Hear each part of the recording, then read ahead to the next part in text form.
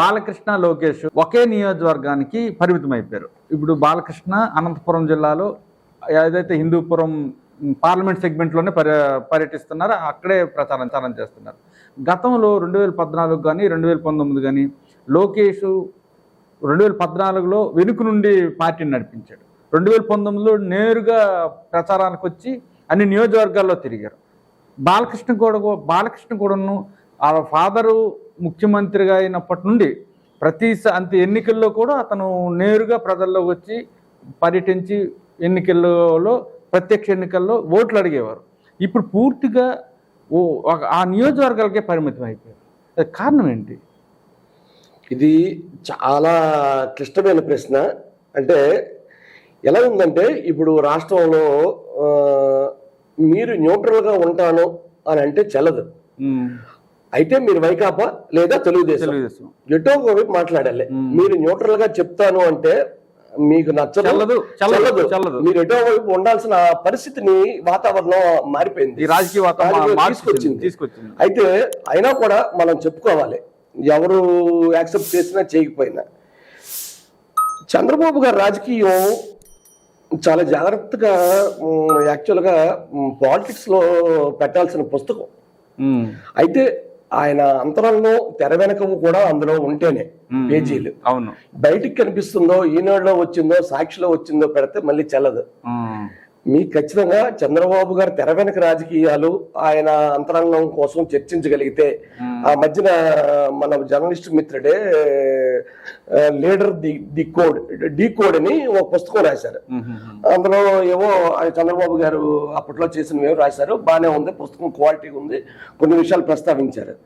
ఇక్కడ మీరు అడిగిన ప్రశ్నకి మనం చిన్నప్పుడు సోషల్ మీడియాలో చదువుకున్నాం బహుళార్థ సాధక ప్రాజెక్టులు అని.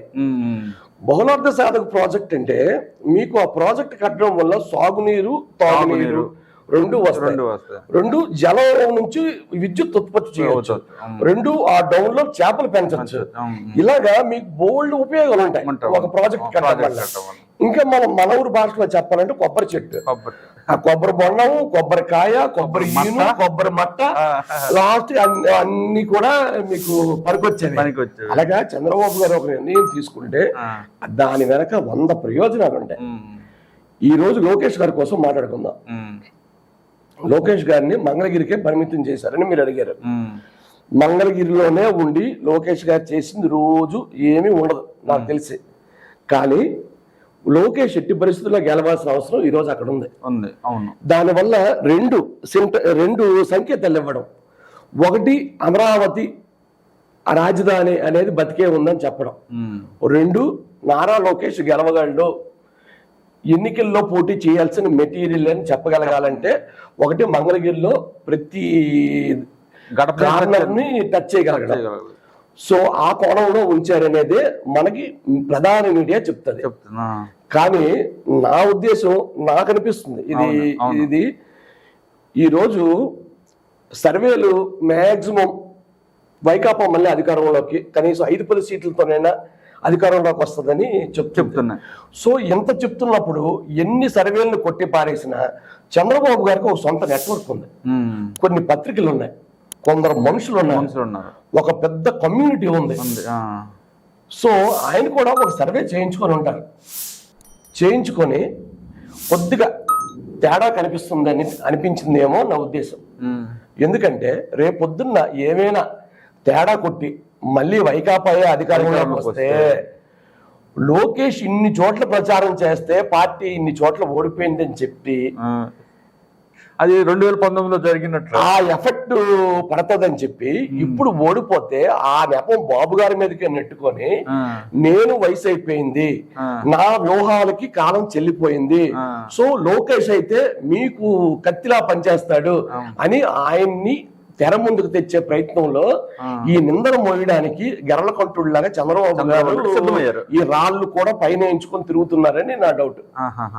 బాలకృష్ణ పరిస్థితి, బాలకృష్ణతో వచ్చిన ప్రాబ్లం ఏంటంటే, మీకు పవన్ కళ్యాణ్కి ఈ రాష్ట్రంలో ఉన్న ఊపు మరి ఏ సినీ నటుడికి రాదు.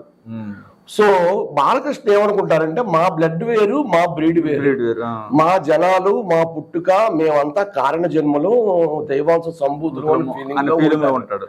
రేపు పవన్ కళ్యాణ్కి వచ్చిన జనం బాలకృష్ణ సభలకు గానీ ఎక్కడైనా రాకపోతే ఇది రేపు సాక్షి పెడతది. లేదు ఏ ఇంగ్లీష్ పేపర్ లోనో వస్తుంది, ఈనాడు జ్యోతిలో రాకపోవచ్చు కానీ ఇంకేదో పేపర్ లో వస్తుంది, ఇంకేదో ఎలక్ట్రానిక్ మీడియాలో వస్తుంది. సో ఆయన్ని తీసుకొచ్చి పవన్ కళ్యాణ్ దగ్గర చొలకం చేయడం కంటే ఆయన్ని అక్కడికే పరిమితం చేసి రెండు ఆయన ఇంకేదైనా ఇప్పుడు ఏంటంటే మీకు రాయలసీమ పోతే కోస్తా మీద చంద్రబాబు గారికి ఎక్కువ ఆశలు ఉన్నాయి. ఈ కోస్తాలో వచ్చి ఆయన ఏదైనా ఈయన సీట్లు కోసేస్తాడేమో అని భయం. అదే ఒక భయం ఉందన్నమాట. అయితే మీకు ఒకటి ఉందన్నయ్య, జెండా అనే ఒక సమావేశం తర్వాతను టీడీపీ, జనసేన, బీజేపీ ఒక వేదిక మీద రాలేదు ఈ రోజు వరకు. సుమారు నెల రోజులు అయిపోయింది. కారణం ఇన్ని రోజులు అంటే ఎన్నికల నోటు షెడ్యూల్ వచ్చిన తర్వాతను ఆల్రెడీ నామినేషన్ స్టార్ట్ అయినా ఇప్పటికీ ఉమ్మడిగా ప్రచారం చేయలేకపోతుంది. అంతే జాతీయ నాయకత్వం. అది ఎందుకని అంటే మీకు ఇక్కడ ఒక మాట చెప్పుకోవాలి. మోడీ గారు చిలకలూరుపేటలో చేసిన సభ యాక్చువల్గా ఫెయిల్. ఆ సభ క్లిక్ అవ్వాలంటే జగన్మోహన్ రెడ్డిని ఉతికి ఆరేయాల్సింది అని టీడీపీ, జనసేన అభిప్రాయపడుతున్నాయి. కానీ ఆయన అనలేదు. అనకపోవడాన్ని మిగతా మీడియా అంతా ప్రొజెక్ట్ చేయడంతో ఆ రోజు నుంచి జగన్మోహన్ రెడ్డి గారి కనీసం ఒక 10 సీట్లలో బలం పెరుగుంటుందని నా ఉద్దేశం. చిలకలూరుపేటలో మోడీ గారి సభ తర్వాత, జెండా సభ తర్వాత. సో ఇప్పుడు అల్లాటప్పగా సభ పెట్టకుండా మోడీ గారికి ముందే నోట్స్ ఇచ్చి దాని మీద మాట్లాడించి అప్పుడు తెద్దామని ఆలోచిస్తున్నట్టున్నారు. మోడీ గారు ఈ దగ్గరలో మళ్ళీ వస్తారనే ఈరోజు ఎక్కడో పేపర్లో నేను చదివాను. అంటే పురంధేశ్వరి గారు చెప్తున్నారంటే స్టార్ క్యాంపైనర్స్ గా హోమ్ మినిస్టర్ అమిత్ షా గారును నడ్డా గారు మాత్రమే వస్తారు, మోడీ గారు ఏదో 1-2 సభల్లో హాజరయ్యే అవకాశం ఉందని చెప్తున్నారు. ఒకవేళ మోడీ గారు లేట్ అయినా వచ్చి విమర్శించకపోయినా ఆ ఎఫెక్ట్ టీడీపీ మీద పడుతుంది కదా. మొదటిది స్టార్ క్యాంపెయినర్లు అమిత్ షా, నడ్డా ఎప్పుడూ కాదు. ఈవెన్ బీజేపీలో కాదు, తెలంగాణలో కూడా కాదు, అసలు దేశంలోనే కాదు. మీకు మోడీ గారు మాత్రమే స్టార్ క్యాంపెయినర్. అయితే ఆయన దృష్టి అంతా తెలంగాణ మీద ఉంది. తెలంగాణలో ఎంఐఎం ఉన్నంత వరకు బీజేపీ ఉంటది బలంగా. సో అక్కడ ఎన్ని సీట్లు తెచ్చుకుంటాం అనే దాని మీదే ఆయన దృష్టి ఉంది. సో ఆంధ్రాలో ఆయన ఎంపీ సీట్ల మీద, ఎమ్మెల్యే సీట్ల మీద దృష్టి పెట్టి జగన్మోహన్ రెడ్డిని తిట్టో, చంద్రబాబుతో తిట్టించుకున్న మోడీ గారు మళ్ళీ ఆయన్ని పొగుడో, ఈ పనులు చేయాల్సిన అవసరం ఆయనకి లేదు. అంటే వైసీపీ గెలిచినా టీడీపీ గెలిచినా వాళ్ళ సంఖ్య ఎక్కాలి కాబట్టి ఇబ్బందే లేదు, అది అంతలా ఉండదు. అయితే మీకు ప్రధాని మోడీ గారు వస్తారు, కనీసం జగన్మోహన్ రెడ్డి గారిని 1-2 మాటలైనా అంటారని, నిన్న కాక మన జరిగిన రాయిదాడి మీద అయినా స్పందిస్తారని తెలుగుదేశం ఆశిస్తుంది. మనం వేచి చూద్దాం. అదే రాయిదాడి మీదను అందరికన్నా ముందే మోడీయే స్పందించి త్వరగా కోలుకోవాలని దేవుడిని ప్రార్థిస్తున్నాను ట్వీట్ చేశారు. ఆ తర్వాతనే చంద్రబాబు నాయుడు గారు ట్వీట్ చేశారు. అది కూడాను వైసీపీ సోషల్ మీడియా కూడాను ఆ టైం కోడ్ చేసింది. అతనే టైంలో మెసేజ్ పెట్టాడు, ఎక్స్ లో పెట్టాడు, ఇతనే టైంలో ఎక్స్ లో పెట్టాడు అని కూడాను కోడ్ చేసింది. అయితే లోకేష్ మరి రాష్ట్రంలో తిరిగే అవకాశం అయితే లేదంటారా? మరి లేనట్టే. లోకేష్ ఆల్రెడీ పాదయాత్రతోనే ఆయన ముగిసిపోయింది. ఆ తర్వాత ఏదైతే ఉత్తరాంధ్ర జిల్లాలకు ఆయన రాలేదో ఆ తర్వాత శంకరామం పేరుతో ఆయన వచ్చేసాడు, అయిపోయింది. ఇప్పుడు ఆయన పూర్తిగా మంగళగిరికే పరిమితం. మంగళగిరిలో కూడా వైకాపాలో కొన్ని పరిణామాలు వ్యతిరేకంగా చోటు చేసుకోవడం వల్ల ఆయనకు అనుకూలంగా ఉంటుందన్న ఒక టాక్ కూడా ఉంది, నడుస్తుంది. దీని మీద మీడియా ఎటువంటి హైప్ ఇవ్వకుండా చాప కింద నీరులో లోకేష్ పనిచేసుకుంటున్నాడు. ఆయన జోలికి పోకుండా, ఎక్కడ ఆయన ప్రస్తావన లేకుండా మంగళగిరిలో ఆయన విడిచిపెట్టి ఆయన పని ఆయన చేసుకునేటట్టు ఈనాడు జ్యోతి వ్యవహరిస్తున్నాయి.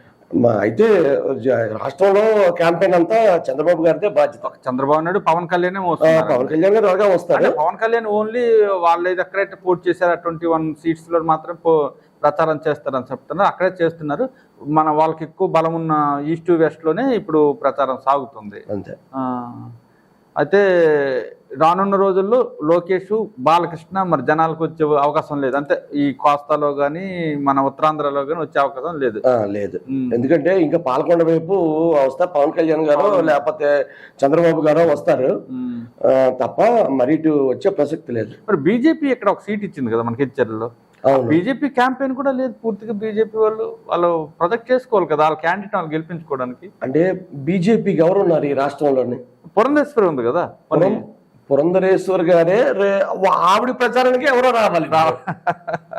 పురంధరేశ్వరి ఎన్టీఆర్ గారి అమ్మాయి అవ్వచ్చు, కేంద్ర మంత్రిగా చేయొచ్చు, రాష్ట్ర పార్టీ బీజేపీకి అధ్యక్షురాలు కావచ్చు, కానీ ఇప్పుడు ఆవిడ క్యాంపెయినింగ్కే ఇప్పుడు స్టార్ ఇమేజ్ కావాలి. ఇప్పుడు అక్కడికి రావాలంటే మళ్ళీ బాలకృష్ణ గారు వస్తారేమో చూడాలి, మళ్ళీ పవన్ కళ్యాణ్ గారు తెస్తారేమో చూడాలి. అంతే, ఇక్కడ హెచ్చర్లకి కాదు, పురంధరేశ్వరి గారి అది ఇప్పుడు బీజేపీ కూడాను పవన్ కళ్యాణ్ తమిళనాడు కూడా పంపించింది. అదే అలాగా అరువో ఎరువో తెచ్చుకోవాలి తప్ప ఆవిడ వస్తే మీకు హెచ్చర్లోని అభ్యర్థికి బలం ఎలా పెరుగుద్ది? ఇప్పుడు నిన్న ఏదో స్వయంగా వాళ్ళు తప్పులు చేసుకొని దొరికిపోవాలి తప్ప స్వతహాగా బలం ఎక్కడది ఇక్కడ? ప్రత్యర్థి పార్టీ తప్పులు చేసుకొని ఇంకా దొరికిపోవాలి తప్ప సొంతంగా బలం పుంజుకోవడానికి ఎక్కడ? ప్రత్యర్థులు తప్పు చేస్తే దాన్ని వీళ్ళు బలంగా చూసి బలహీనతను మరి కొంచెం హైప్ చేసి వీళ్ళు గెలవడానికి అవకాశం చూసుకోవడం తప్ప వీళ్ళు స్వతహాగా వచ్చి ప్రచారం చేస్తామని స్టార్ క్యాంపైనర్స్ బీజేపీలో లేరు.